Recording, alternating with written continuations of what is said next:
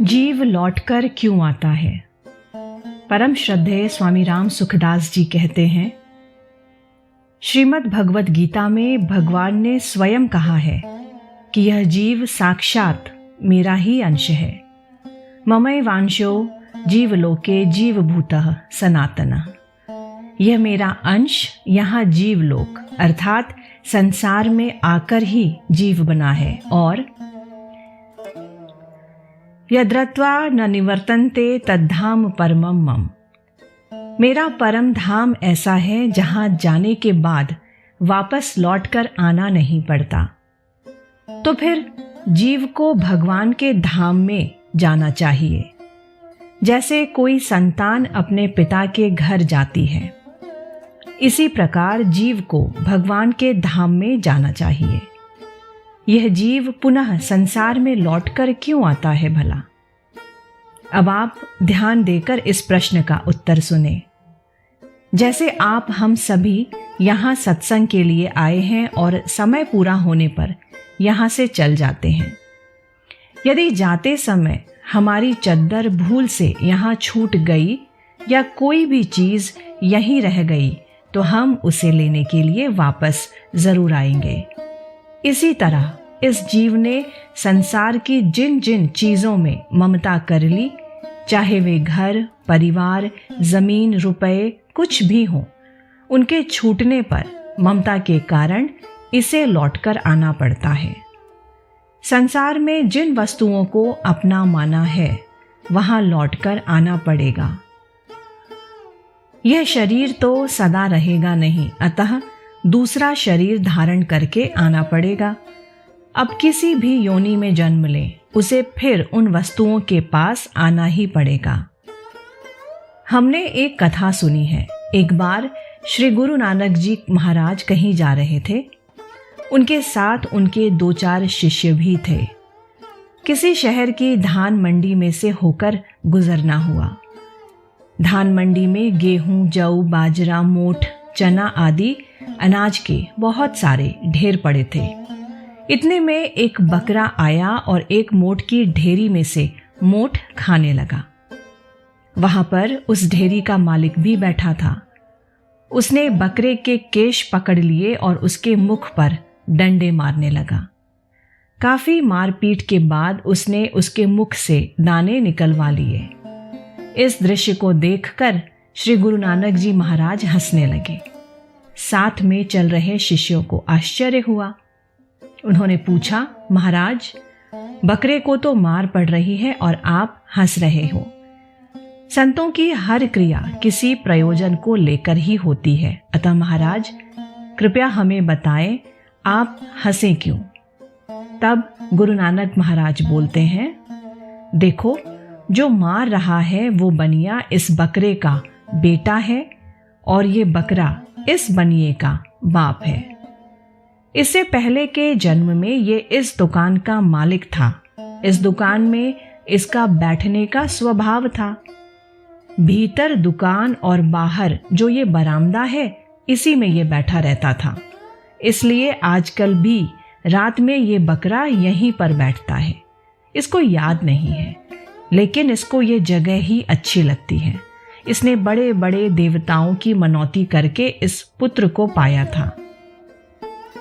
कमाया हुआ बहुत साधन इसी बकरे का है, लेकिन आज थोड़े से दानों में भी इसका हिस्सा नहीं है। खाने के लिए आता है तो मार पड़ती है और मुंह से दाने निकाल लिए जाते हैं। लोग फिर भी संग्रह करते हैं। यह जीव जिस किसी भी वस्तु या जगह में आसक्ति, प्रियता या वासना रखेगा, उसे मृत्यु के बाद चाहे कोई भी योनि मिले, उसी जगह आना पड़ेगा। पशु पक्षी, चिड़िया, चूहे आदि उसी घर में आते हैं जिसमें पूर्व जन्म में राग था। कारणम गुण संगो अस्य सदसद्यो निजन्मसु। गीता अध्याय 13। ऊंच नीच योनियों में जन्म होने में कारण है। कारण है गुणों का संग, आसक्ति, प्रियता और वासना। जो जड़ चीजों में प्रियता रखेगा उसको लौटकर आना होगा। जिसकी जड़ वस्तुओं में आसक्ति या प्रियता नहीं और भगवान के साथ प्रेम हो, वो भगवान को प्राप्त हो जाता है। इतनी विलक्षणता है कि अंतकाल में भी भगवान का स्मरण करने वाला निसंदेह भगवान को प्राप्त हो ही जाता है। अंतकाल में भी याद कर ले तो बेड़ा पार है। अंतकाले च मामेव स्मर मुनक्त्वा कलेवरम यह प्रयातिम समद्भावम याति नास्त्रस्य संशयः। गीता।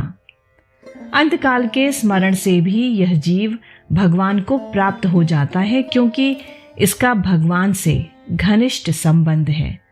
भगवान का अंश होने के कारण यह भगवान के सम्मुख होते ही भगवान को प्राप्त हो जाता है। इसमें संदेह की कोई बात नहीं है। फिर ये लौट कर क्यों आता है? इसमें खास कारण ये है कि संसार की चीजों में अपनापन कर लेने से इसको विवश होकर ही यहाँ आना पड़ता है। इसका मन संसार में खिंच जाता है तो भगवान फिर वैसा ही मौका दे देते हैं, अर्थात जन्म दे देते हैं। इसलिए जीव को उचित है कि यहाँ रहता हुआ भी निर्लेप रहे, भीतर में ममता आसक्ति करके फंसे नहीं। ऐसा माने कि ठाकुर जी का संसार है, ठाकुर जी का परिवार है, ठाकुर जी के रुपए हैं, ठाकुर जी का ही घर है। हम तो ठाकुर जी का काम करते हैं। मुनीम की तरह रहें, मालिक ना बने। जो काम करें उसका एहसान ठाकुर जी पर करें, ठाकुर जी पर ही रखें कि महाराज हम आपका काम करते हैं। हमारा यहाँ क्या है? परिवार आपका, घर आपका, धन आपका, जमीन आपका। यही सच्ची बात है, क्योंकि जब जन्मे थे नंग धड़ंग आए थे, एक धागा भी पास में नहीं था, और मरेंगे तो यह लाश भी यहीं पड़ी रहेगी। लाश को भी साथ नहीं ले जा सकते तो धन संपत्ति वैभव परिवार साथ में ले जा सकेंगे क्या? साथ में लाए नहीं, साथ में ले जा सकते नहीं, और यहाँ रहते हुए भी इन सब को अपने मन मुताबिक बना नहीं सकते। आपका प्रत्यक्ष अनुभव है कि आपके लड़के लड़की आपका कहना नहीं मानते, स्त्रियां नहीं मानती, कुटुंबी जन नहीं मानते, तो सिद्ध हुआ कि आप इनको अपने मन मुताबिक नहीं बना सकते, और जितने दिन चाहे साथ में रख नहीं सकते, बदल नहीं सकते। स्वभाव बदल दे या रंग बदल दे, यह आपके हाथ की बात नहीं। फिर भी इनको कहते हैं मेरी चीजें। ये मेरे कैसे हुए बताइए? अतः मानना ही होगा कि ये सब मेरे नहीं हैं, भगवान के दिए हुए हैं और भगवान के ही हैं। जैसे आपको और हमें सत्संग करने के लिए ये मकान दिया गया, ये जगह दी गई। अब यदि हम इस पर कब्जा कर लें, ये तख्त हमारा, बिछौना भी हमारा, माइक भी हमारा, क्योंकि हम इस तख्ते पर बैठे हैं, इस माइक पर बोल रहे हैं, तो ये बेईमानी हुई या नहीं? इसी तरह भगवान ने हमें धन संपत्ति वैभव कुटुंब आदि सेवा करने के लिए दिए हैं। अच्छी तरह प्रबंध करो, सबको सुख पहुंचाओ, पर आप मालिक बनकर बैठ गए। क्या ये मालकियत सदा रहेगी? ये अपने साथ सदा रहेंगे? क्या हम इनके साथ सदा रहेंगे? क्या इनको अपने मन मुताबिक बदल सकते हैं? क्या इन पर हमारा कुछ भी वश चलता है?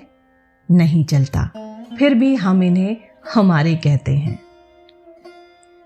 वस्तुओं के साथ केवल अपनेपन की मान्यता है, अपनापन वास्तव में है नहीं, केवल माना हुआ है। प्रभु के साथ अपनापन वास्तव में है, निश्चित है, केवल उनको भूले हुए हैं। प्रभु अपने होते हुए भी हम उनको भूल गए, उनसे विमुख हो गए, और संसार कभी अपना हुआ नहीं, हो सकता नहीं, उसको हमने अपना मान लिया। इसीलिए यहाँ लौटकर आना पड़ता है। अगर इनको आप अपना नहीं मानते तो आप यहाँ वापस नहीं आएंगे। यहाँ लोग भिन्न भिन्न जगहों शहरों से आए हैं। सत्संग की समाप्ति के बाद यहाँ कौन आएगा? जिसकी कोई चीज़ यहाँ रह जाएगी वही आएगा। जिसकी कोई वस्तु यहाँ नहीं छूटेगी, वो क्यों आएगा?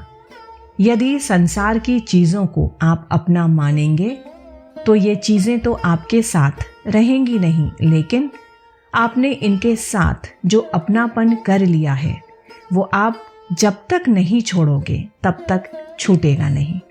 आप छोड़ दो तो ये अपनापन इस शरीर की जीवित अवस्था में ही छूट जाएगा। जैसे कोई साधु हो गया, साधु होने के बाद गृहस्थाश्रम से कोई अपनापन नहीं रहता। अब यदि अपने कुटुंब के स्त्री, पुत्र, भाई आदि सभी सदस्य एक साथ मर जाएं तो भी उस साधु को चिंता नहीं होती। अगर चिंता होती है तो असली साधु हुआ नहीं, अभी संबंध जोड़ा हुआ है। असली साधु है, त्यागी है, तो घर वाले सब के सब चौपट हो जाएं तो भी कोई चिंता नहीं होती, कारण कि यह दृढ़ता है कि हम उनके नहीं, वे हमारे नहीं। संसार की सभी चीजों को भगवान की माने। अब भगवान का काम करो, चिंता भय कुछ नहीं होगा। तुम ही निवेदित भोजन करही, प्रभु प्रसाद पट भूषण धरही। मानस। भोजन नहीं, ठाकुर जी के भोग लगाया हुआ प्रसाद पावें। गहने कपड़े कुछ भी धारण करें तो प्रभु का प्रसाद मानकर धारण करें। प्रभु के प्रसाद का बड़ा महात्म्य है। अंतःकरण निर्मल हो जाता है, ममता आसक्ति सब मिट जाते हैं। ठाकुर जी के पास आप थोड़ा सा पेड़ा या बताशा भोग लगा दें, वो परम पवित्र हो जाता है। लखपति और करोड़पति भी आपके हाथ से वो प्रसाद कण लेना चाहेंगे और बड़े प्रसन्न होंगे। क्या वे मिठाई के भूखे हैं? नहीं, वे ठाकुर जी का प्रसाद लेते हैं, क्योंकि अब वो ठाकुर जी का पवित्र प्रसाद हो गया। क्यों? क्योंकि अब आपकी उसमें ममता नहीं रही। चाहे आप ही बांटें, लेकिन वो आपका नहीं, ठाकुर जी का है। अब आप भाई बहन कृपा करो, अभी अपनी सभी चीजों को भगवान की मान लो। हृदय से मान लो कि हे नाथ, कि सब कुछ आपका है। गहना कपड़ा भोजन मकान आदि सब कुछ प्रभु का प्रसाद है। अब भगवान की मर्जी हो वहां रखो। हम लौटकर क्यों आएंगे? हमारी कहीं ममता नहीं, कोई हमारा है ही नहीं। ऐसे कृपा करके भगवान को सब कुछ दे दो। वास्तव में सब कुछ भगवान का ही है, हमने उसको अपना माना है, केवल मान्यता ही छोड़नी है। महाराज रघु ने विश्वजीत त्याग किया, संसार पर विजय कर ले और बाद में सर्वस्व दान कर दे, वो विश्वजीत यज्ञ होता है। सज्जनों, आप और हम सब विश्वजीत यज्ञ कर सकते हैं। हृदय से सब वस्तुओं को भगवान को अर्पण कर दें, शरीर को भी अपना न माने। कोई वस्तु हमारी है ही नहीं। हृदय से यदि ऐसा भाव कर ले तो विश्वजीत यज्ञ हो जाएगा और कहीं जाना भी नहीं पड़ेगा। लोग कहते हैं कि भगवान की माया से हम मोहित हो गए। भगवान की माया से मोहित नहीं हुए, लेकिन भगवान की माया को अपना मान लिया, इसलिए मोहित हुए। भगवान की माया किसी को मोहित करती ही नहीं। वह तो सबका काम सुचारू रूप से चले ऐसी सुविधा देती है, एक कृपा देती है। परंतु आप मिली हुई वस्तुओं पर कब्जा कर लेते हो, उन्हें अपना मान लेते हो। सज्जनों, ये आपकी है नहीं, थी नहीं और रहेंगी भी नहीं। अभी भी निरंतर इनका वियोग हो रहा है। ध्यान दें, जितने दिन आप हम इन वस्तुओं को अपना मानकर जी गए, उतना इनसे वियोग हो गया। यदि कोई चीज हमारे पास 50 वर्ष रहने वाली हो और 10 वर्ष बीत चुके हों, तो अब वो चीज 50 वर्ष हमारे साथ रहेगी क्या? अब तो 40 वर्ष ही रहेगी। इसलिए वियोग तो निरंतर हो ही रहा है। जिस वस्तु को आप अपनी मानते हैं, वो आपसे प्रति क्षण अलग हो रही है। पहले अलग थी, बाद में अलग रहेगी और अभी वर्तमान में भी अलग ही हो रही है। वस्तु कभी नहीं कहती कि तुम मेरे हो और मैं तुम्हारी हूं। आप कहते हैं कि यह मेरी है, अतः आपको लौट कर आना होता है। घर ने आपको मेरा नहीं कहा, वस्तुओं ने भी आपको मेरा नहीं कहा, और सच्ची पूछो तो कुटुंबी जन भी आप जब तक जीते हैं तभी तक मेरा मेरा कहते हैं। प्राण निकलने पर जलाकर भस्म कर देते हैं, फूंक देते हैं, फिर भी कहते हैं ये मेरा है, ये मेरा है। आपका क्या है? शरीर भी यहीं पड़ा रह जाता है। भाइयों बहनों, कृपा करो और हृदय से कह दो कि ये सब कुछ भगवान का है। कुछ लोग कहते हैं कि ममता छूटती नहीं। आपकी छोड़ने की सच्ची नीयत हो जाए तो भगवान छुड़ा देंगे। उनको पुकारें कि हे नाथ, मैं इन वस्तुओं को अपना मानना नहीं चाहता, तो भगवान कहेंगे कि बहुत ठीक है और ममता छूट जाएगी। परंतु हृदय से छोड़ने की नीयत होनी चाहिए। यदि छोड़ना चाहते ही नहीं तो मरने पर भी नहीं छूटेगी।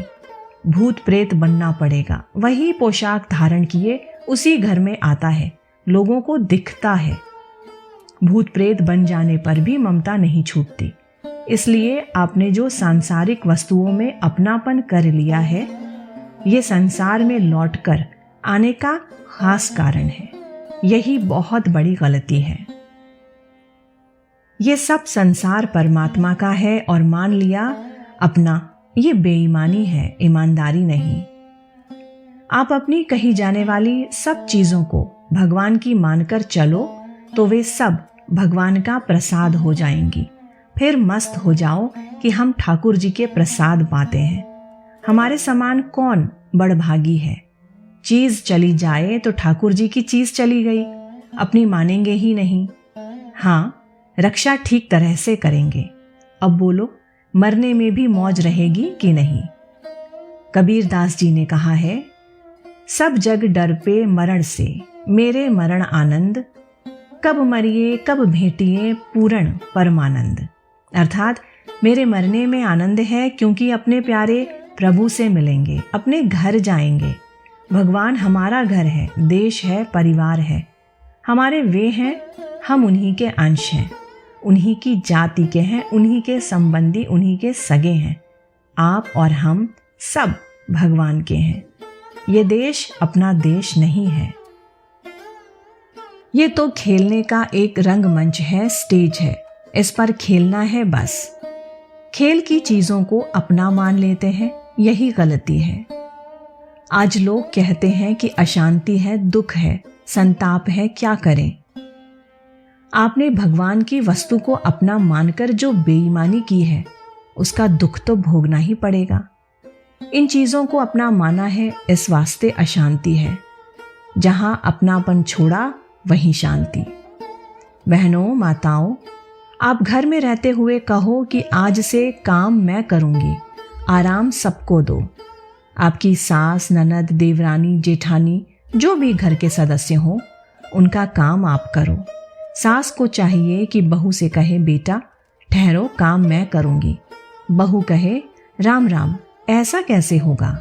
हमारे रहते आप बूढ़े बड़े काम करेंगे? तो सास बोले, बेटा मैं जीऊं तब तक तो मुझे करना ही चाहिए। बहू कहे, माँ जी आप काम करें और मैं बैठी रहूं, ये नहीं हो सकता।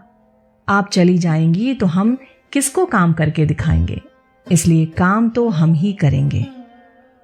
इस तरह काम करने के लिए लड़ाई हो जाए घरों में। देवरानी कहे कि मैं करूंगी, जेठानी कहे कि मैं करूंगी। सुख, आराम, प्रशंसा उनके लिए और घर का काम, परिश्रम अपने लिए। फिर संसार में आना ही नहीं होगा। अपना कुछ माना नहीं और सबकी सेवा भी कर दी। अब क्यों आएंगे यहाँ? घर में काम करो, सेवा करो, सुख पहुंचाओ। अभिमान ना करो, ममता मत करो। ममता आपकी चलेगी नहीं।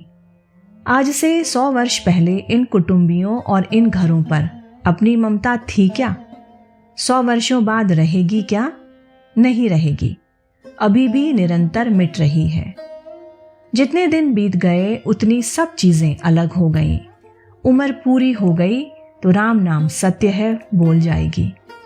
तो चीजें आपकी कैसे हुई? पहले आपकी नहीं, पीछे आपकी नहीं तो बीच में आपकी कैसे हुई? हर पल आपसे बिछड़ रही है। इन वस्तुओं के द्वारा सबकी सेवा करो, आदर करो, सबको मान दो, घर में रहते हुए निहाल हो जाओ। जो संसार में अपनापन करेगा तो वह लौटकर नहीं आएगा तो कहाँ जाएगा? जिसकी जहां वासना है, स्वप्न में भी उसको वही याद आता है। स्वप्न की तरह मरने पर भी वही याद आता है, क्योंकि वासना ही उसका शरीर है। किसी में वासना ही नहीं है तो ये जीव लौटकर संसार में क्यों आए भला? अगर वासना रह गई, थोड़ी धन में, थोड़ी घर में, थोड़ी पुत्रों में, तो यहाँ वापस आना पड़ेगा। यदि हमारा संबंध यहाँ किसी से नहीं है, केवल भगवान के साथ है, जीते रहें तो भगवान के साथ और मरें तो भगवान के साथ, तो हम भगवान के पास ही जाएंगे और फिर यहाँ नहीं आएंगे। मैं तो पूरब देश का हूँ, मेरी भाषा यहाँ कोई नहीं समझता। यहाँ सब पश्चिम देश के लोग हैं। मेरी बोली वही समझ सकता है जो ठेठ पूरब देश का रहने वाला हो। हमारा ये लोक है ही नहीं, ये तो जीव लोक है। हमारा लोक तो हमारे प्रभु का धाम है, हम तो उसी लोक के हैं। कबीर साहब ने यही कह के समझाया है। मैं भगवान का हूं, केवल भगवान ही मेरे हैं। सब चीजें भगवान की हैं, मेरा कुछ नहीं है। ये बातें जो ठीक ठाक समझ लेता है, उसको मरने के बाद यहाँ लौटकर नहीं आना पड़ता। लेकिन जो संसार में ममता रखता है और मारा जाता है, तो उसे लौटकर ही आना पड़ता है।